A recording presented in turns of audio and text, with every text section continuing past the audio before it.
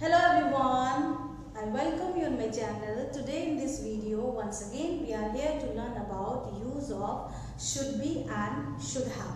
The most confusing thing about grammar and between should be and should have कि should be को कहाँ लगाना है और have को कहाँ लगाना है. Basically the confusion is between be and have, right? कि be को कहाँ लगाना है, have को कहाँ लगाना है.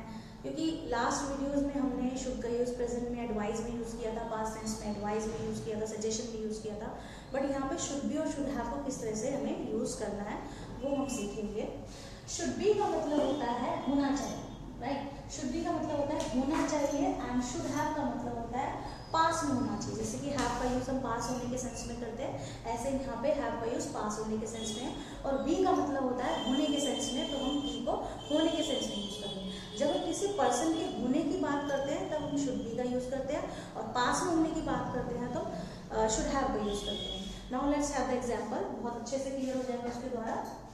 जैसे कि वो स्मार्ट होना चाहिए, तो यहाँ पे उस पर्सन की बात हो रही है, उसके पर्सन के स्मार्ट होने की बात होती है. So right, so he should be smart. वो बिजनेसमैन होना चाहिए, ही शुड बी बिजनेसमैन. वो एजुकेटेड होना चाहिए, ही शुड बी एजुकेटेड, क्योंकि उसके होने की बात हो रही है. यहीं पे अगर हम बात करते हैं पास में होने की, तो हम वहाँ पे शुड हैव का यूज करते हैं. जैसे कि उसके पास पैसा होना चाहिए, ही शुड हैव मनी. उसके पास एक अच्छी जॉब होनी चाहिए, so he should have good job.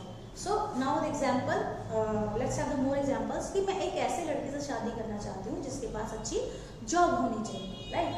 ये भी एक तरह की प्रेडिक्शंस ही होती है, क्योंकि कंफर्म नहीं होता है. बेसिकली होता है कि शुड बी और शुड हैव का मतलब वो चीज़ है नहीं, बट एक्सपेक्टेशन होती है उसके अंदर कि ऐसा होना चाहिए. ये हमारी कुछ उम्मीदें होती हैं कि वो ऐसा होना चाहिए, है नहीं बट वो होना चाहिए.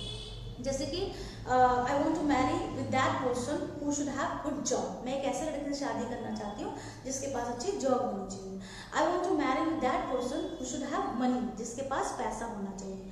I want to marry with that person who should be rich, यानी कि वो रिच होना चाहिए. तो होने की बात आई तो हमने यहाँ पे भी लगाया, और पास में होने की बात आई तो हमने यहाँ पे हैव का यूज किया, राइट? तो ऐसा होना चाहिए. अब ऐसा होगा या नहीं होगा डजेंट मैटर, और ऐसा है ये कंफर्म भी नहीं है. तो यहाँ पे एक एक्सपेक्टेशन को शो कर रहा है, हमारी एक उम्मीद को शो कर रहा है. इसको हम एक इमेजिनेशन भी कह सकते हैं, प्रेडिक्शन भी कह सकते हैं कि वो ऐसा होना चाहिए. So this one is should be and should have. Thank you so much.